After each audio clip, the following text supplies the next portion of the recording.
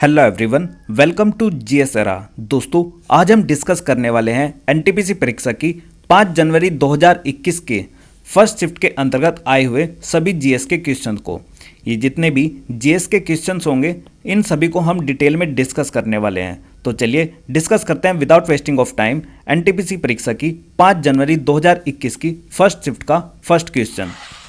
देना बैंक और विजय बैंक इन दोनों बैंकों का विलय बैंक ऑफ बड़ौदा में हुआ है। मैं आपको जानकारी के लिए बता दूं कि भारत में 30 अगस्त 2019 को 10 सार्वजनिक क्षेत्र के बैंकों का 4 बड़े सार्वजनिक क्षेत्र के बैंकों में विलय हुआ है। तो वर्तमान में भारत में सार्वजनिक बैंकों की कुल संख्या 12 हो चुकी है। तो आपसे परीक्षा में यह भी पूछा जा सकता है कि भारत में सार्वजनिक क्षेत्र में बैंकों की संख्या कितनी है, तो आंसर होगा 12। और आपको ये याद रखना है कि जो पूछा गया है बैंक ऑफ बड़ौदा में किसका विलय हुआ है, तो आंसर होगा विजय बैंक और देना बैंक। ऐसे ही आपसे यह भी पूछा जा सकता है कि जो पंजाब नेशनल बैंक है, पंजाब नेशनल बैंक के अंतर्गत किसका विलय हुआ है, तो आंसर होगा ओरिएंटल बैंक ऑफ कॉमर्स और यूनाइटेड बैंक ऑफ इंडिया। ऐसे ही इलाहाबाद बैंक का विलय इंडियन बैंक में और आंध्रा बैंक का विलय यूनियन बैंक ऑफ इंडिया में हुआ है। और साथ ही साथ आपको यह भी याद रखना है कि सिंडिकेट बैंक का विलय केनरा बैंक में हुआ है। नेक्स्ट, संयुक्त राष्ट्र संघ का 8वां महासचिव बान की मून थे। तो आपसे परीक्षा में पूछा गया था कि संयुक्त राष्ट्र संघ अर्थात यूएनओ का 8वां सचिव कौन थे, तो आंसर क्या था, बान की मून। जबकि वर्तमान में जो संयुक्त राष्ट्र संघ है उसके महासचिव की संख्या कितनी हो चुकी है, 9 हो चुके हैं। और फिलहाल वर्तमान में 90वें नंबर के कौन है, एंटोनियो गुतरेस। मैं आपको एक लिस्ट दिखा देता हूं। तो देखो, ये रही आपके सामने यूएनओ के सेक्रेटरी जनरल की लिस्ट, अर्थात जो यूएनओ के महासचिव हैं 9 के 9 उनकी लिस्ट रही। वर्तमान में एंटोनियो गुतरेस हैं जो कि पुर्तगाल से आते हैं और इनका कार्यकाल 1 जनवरी 2017 से अब तक बना हुआ है। इनसे पहले बान की मून थे, अर्थात इन्होंने रिप्लेस किसको किया था, बान की मून को। और बान की मून कोरिया से थे। तो कभी कभी आपसे यह भी पूछा जा सकता है कि भाई पुर्तगाल के कौन थे, एंटोनियो गुतरेस हैं, और कोरिया से कौन है, बान की मून। और बान की मून कौन से नंबर के हैं, 8वें नंबर के। एंटोनियो गुतरेस कौन से नंबर के हैं, 9वें नंबर के। नेक्स्ट, आपसे यह भी पूछा जा सकता है कि यूएनओ के प्रथम महासचिव कौन थे, तो आंसर होगा ट्रिगवेली जो कि नॉर्वे से थे। ये यूएनओ के प्रथम महासचिव थे और इनका कार्यकाल 1946 से लेकर 1952 तक था। ऐसे ही आपसे यह भी पूछा जा सकता है कि सबसे पहले एशिया से ऐसे कौन व्यक्ति थे जो कि यूएनओ के महासचिव रहे, तो आंसर होगा यूथांट म्यांमार से थे जो कि 1961 से लेकर 1971 तक यूएनओ के महासचिव रहे। और ये एक ऐसे व्यक्ति थे, प्रथम ऐसे व्यक्ति थे जो एशिया से बने थे। तो एशिया से कौन थे, यूथांट। सबसे पहले कौन थे, त्रिगवेली जो कि नॉर्वे से थे। वर्तमान में कौन है, एंटोनियो गुतरेस। इन्होंने किसको रिप्लेस किया, बान की मून को। और इस प्रकार कुल मिलाकर अब तक कितने सेक्रेटरी हो चुके हैं, 9। आपसे क्या पूछा गया था, 8वें नंबर के बान की मून। तो देखो, इस तरीके से आपसे कोई भी क्वेश्चन किसी भी तरीके से पूछा जा सकता है। नेक्स्ट हम डिस्कस करते हैं, संयुक्त राष्ट्र की स्थापना 24 अक्टूबर 1945 को हुई थी, लेकिन भारत इसका सदस्य 30 अक्टूबर 1945 को बना था। तो आपसे पूछा जाएगा कि भाई जो संयुक्त राष्ट्र संघ है उसकी स्थापना कब हुई थी, आंसर होगा 24 अक्टूबर 1945 को। इसलिए प्रत्येक वर्ष 24 अक्टूबर को क्या बनाया जाता है, संयुक्त राष्ट्र दिवस बनाया जाता है। और नेक्स्ट आपसे क्वेश्चन पूछा जाएगा कि भारत यूएनओ का सदस्य कब बना था, तो आंसर होगा 30 अक्टूबर 1945। 30 अक्टूबर 1945 अर्थात 6 दिन बाद ही भारत क्या बन गया था, इसका सदस्य बन गया था। और भारत इसके मूल देशों में शामिल था, यानी कि जब यूएनओ की स्थापना हुई थी 51 देशों ने मिलकर की थी, तो उनमें भारत का भी नाम था।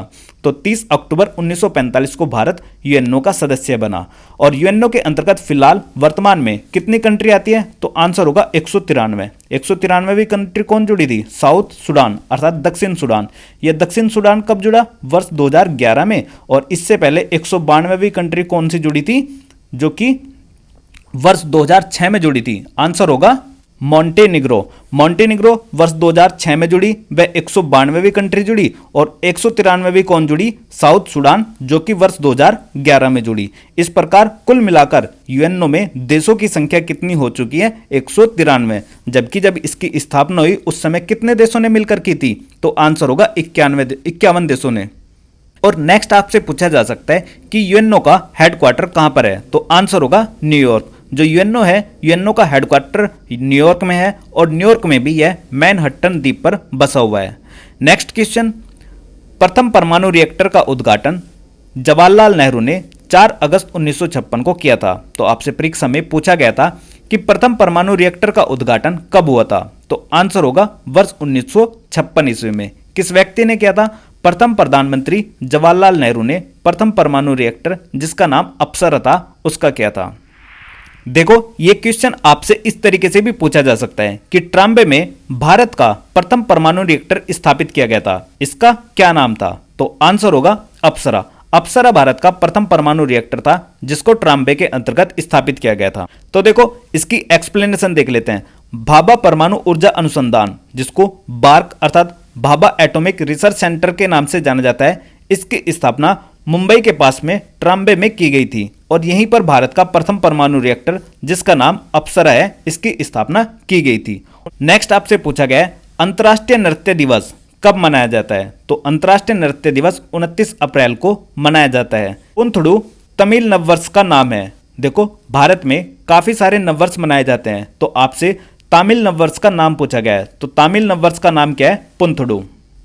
तो देखो, ये आपके सामने काफी सारे न्यू ईयर की लिस्ट है जो कि बार बार परीक्षा में पूछी जाती है। आपसे परीक्षा में पूछा गया पुंथाडू, ये कहाँ का है? तमिल न्यू ईयर है। ऐसे ही उगादी कहाँ का है? Telugu new year. और गुड़ी पड़वा मराठी न्यू ईयर है। तो आपको ये सारे के सारे याद रखने हैं। वैसाखी पंजाब का न्यू ईयर है, भोग बिहू बोहाग बिहू असम का, और बेस्तु वरस ये गुजरात का है। पोहेला बोसाक बंगाली न्यू ईयर और विशु मलयालम न्यू ईयर है। तो आप इसका स्क्रीनशॉट लेकर रख सकते हो कि भाई कहाँ पर कौन सा न्यू ईयर किस तरीके से मनाया जाता है। नेक्स्ट, तंजावुर में बृहदेश्वर हिंदू मंदिर का निर्माण चोल शासक राजराज प्रथम ने करवाया था। तो जो राजराज प्रथम है, चोल वंश के शासक, उन्होंने बृहदेश्वर हिंदू मंदिर का निर्माण कराया था। देखो, इसके बारे में थोड़ा और जान लेते हैं। जो तंजावुर है, तंजावुर का बृहदेश्वर मंदिर राजा राज चोल प्रथम के द्वारा बनवाया गया था। यह तमिलनाडु राज्य के अंतर्गत स्थित है और यह मंदिर भगवान शिव को समर्पित एक हिंदू मंदिर है। यह भारत के दक्षिणी भाग में सबसे बड़ा मंदिर है। यह द्रविड़ वास्तुकला शैली में राजा चोल प्रथम के द्वारा 1003 से 1010 ईस्वी के बीच में बनवाया गया था। फिलहाल यह मंदिर यूनेस्को की जो विश्व धरोहर स्थल की सूची होती है उसमें शामिल है और इसे दक्षिण मेरु भी कहा जाता है, अर्थात जिसका मतलब होता है कि दक्षिण की मेरु अर्थात दक्षिण की जो रीढ़ की हड्डी कहा जाता है वह यह माना जाता है। और ये रहा आपके सामने बृहदेश्वर मंदिर जो कि तमिलनाडु राज्य के अंतर्गत स्थित है। यहाँ पर आप देख सकते हो ये इसकी एग्जैक्ट लोकेशन है। देखो, इस लेक्चर सीरीज के अंतर्गत मैं आपको बेस्ट से बेस्ट कंटेंट प्रोवाइड कराने की कोशिश करूंगा, क्योंकि देखो परीक्षा में किसी भी तरीके का क्वेश्चन आपसे पूछा जा सकता है, तो आपको कंप्लीटली रेडी रहना है हर एक क्वेश्चन के लिए। नेक्स्ट क्वेश्चन है, महात्मा गांधी ने दूसरे गोलमेज सम्मेलन में भाग लिया था। तो आपसे पूछा गया था कि दूसरे गोलमेज सम्मेलन में किसने भाग लिया था, तो आंसर होगा महात्मा गांधी। तो महात्मा गांधी ने दूसरे गोलमेज सम्मेलन में भाग लिया था। और आपको पता होगा कि कितने गोलमेज सम्मेलन हुए? 3 गोलमेज सम्मेलन हुए हैं, जो कब से कब तक हुए हैं? तो प्रथम गोलमेज सम्मेलन हुआ था नवंबर 1930 से जनवरी 1931 और दूसरा गोलमेज सम्मेलन हुआ 7 सितंबर 1931 से 1 दिसंबर 1931 और तीसरा गोलमेज सम्मेलन हुआ नवंबर दिसंबर 1932 ईस्वी में।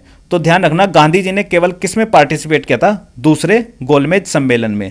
जबकि जो हमारे कॉन्स्टिट्यूशन के फाउंडिंग फादर कहे जाते हैं, जिनका नाम डॉक्टर भीमराव अंबेडकर था, भीमराव अंबेडकर, इन व्यक्ति ने तीनों के तीनों गोलमेज सम्मेलन में पार्टिसिपेट किया था। तो आपसे यह भी पूछा जा सकता है कि ऐसा कौन सा व्यक्ति है जिसने तीनों गोलमेज सम्मेलन में पार्टिसिपेट किया था, तो आंसर होगा डॉक्टर भीमराव अंबेडकर। और डॉक्टर भीमराव अंबेडकर हमारे क्या हैं? प्रथम कानून मंत्री और भारत के संविधान के पिता के रूप में इनको माना जाता है। और यही ऐसे व्यक्ति हैं जो प्रारूप समिति के अध्यक्ष भी थे। और जल्दी से कमेंट सेक्शन में कमेंट करके बताओ कि प्रारूप समिति में कितने सदस्य थे और प्रारूप समिति का गठन किस वर्ष किया गया था। नेक्स्ट क्वेश्चन आपसे पूछा गया है कि प्लॉटर क्या है, तो प्लॉटर एक प्रकार का आउटपुट डिवाइस है। नेक्स्ट, भारत के पूर्वी तट पर सबसे पुराना कृत्रिम बंदरगाह कौन सा है? तो भारत का जो पूर्वी तट है उस पर सबसे पुराना कृत्रिम बंदरगाह चेन्नई है। ये रही आपके सामने भारत के अंतर्गत मेजर पोर्ट की लिस्ट, अर्थात भारत के अंतर्गत फिलहाल वर्तमान में 13 मेजर पोर्ट स्थित हैं और इन 13 मेजर पोर्ट के आपको लोकेशन याद रखनी है, जैसे कांदला बंदरगाह गुजरात में, मुंबई बंदरगाह महाराष्ट्र में, नाहवा सेवा महाराष्ट्र, मर्मगांव गोवा में, न्यू मंगलोर कर्नाटक, कोच्चि बंदरगाह केरल में, तूतीकोरिन तमिलनाडु, चेन्नई बंदरगाह तमिलनाडु, एन्नोर बंदरगाह तमिलनाडु। तो फिलहाल देखो 3 बंदरगाह ऐसे हैं जो किस में है? तमिलनाडु में है। वहीं विशाखापट्टनम बंदरगाह आंध्र प्रदेश में, पारादीप बंदरगाह उड़ीसा में। ये काफ़ी बार पूछा गया है कि पारादीप बंदरगाह कहाँ पर है, तो आंसर होगा उड़ीसा। और ये कहाँ किस साइड में? बंगाल की खाड़ी की साइड में, क्योंकि ये किस हिस्से पर है? पूर्वी हिस्से पर है। नेक्स्ट हल्दिया बंदरगाह पश्चिम बंगाल में और पोर्ट ब्लेयर बंदरगाह अंडमान और निकोबार में। देखो ये आपके सामने एक मैप है, इसके अंतर्गत सारे के सारे मेजर पोर्ट्स को कवर किए गए हैं। तो आपको याद रखना है कि 6 बंदरगाह तो वेस्टर्न साइड पे हैं और 6 किस में है? पूर्वी तट पर, यानी कि 6 पश्चिमी तट पर और 6 पूर्वी तट पर, और एक रहा ये अंडमान निकोबार के अंतर्गत पोर्ट ब्लेयर, ये भी पूर्वी साइड में ही कहा जाता है। तो देखो हमने अभी डिस्कस किया है कि कांदला पोर्ट कहाँ पर है? गुजरात में, और ये पड़ता है महाराष्ट्र, और महाराष्ट्र के अंतर्गत 2 हैं, मुंबई पोर्ट और जवाहरलाल नेहरू पोर्ट। और गोवा के अंतर्गत कौन सा है? मोर्मुगांव पोर्ट। ये भी काफ़ी बार पूछा गया है। नेक्स्ट आपसे पूछा गया है कि कर्नाटक वाला, कर्नाटक के अंतर्गत कौन सा है? New Mangalore port. और केरल के अंतर्गत कोच्चि पोर्ट, और तमिलनाडु के अंतर्गत 3 port, Ennore port, Chennai port और तूतीकोरिन पोर्ट। इन तीनों को सीक्वेंस में याद रखना है कि सबसे ऊपर कौन सा आएगा? एन्नोर पोर्ट, उसके बाद चेन्नई पोर्ट और उसके बाद तूतीकोरिन पोर्ट। नेक्स्ट आपसे पूछा जा सकता है कि आंध्र प्रदेश के अंतर्गत कौन सा है? तो विशाखापट्टनम पोर्ट आंध्र प्रदेश के अंतर्गत है, और पारादीप जो कि काफ़ी बार पूछा गया है ये उड़ीसा के अंतर्गत है, और कलकत्ता जो कि हल्दिया पोर्ट भी कहा जाता है इसको, ये वेस्ट बंगाल के अंतर्गत है। तो आप इसका स्क्रीनशॉट लेकर रख सकते हो। शुद्ध निवेश सकल निवेश मूल्य ह्रास के बराबर होगा। तो देखो ये सारी की सारी इकोनॉमी की जो टर्म्स हैं वो मैंने काफ़ी अच्छी से डिटेल में आपके साथ में डिस्कस की हुई है। अगर आपने उन लेक्चर्स को नहीं देखा है तो आप वो लेक्चर्स जाकर देख लीजिए कि शुद्ध निवेश सकल निवेश मूल्य ह्रास के कब बराबर होगा। ठीक है, तो सकल निवेश मूल्य ह्रास के बराबर होगा।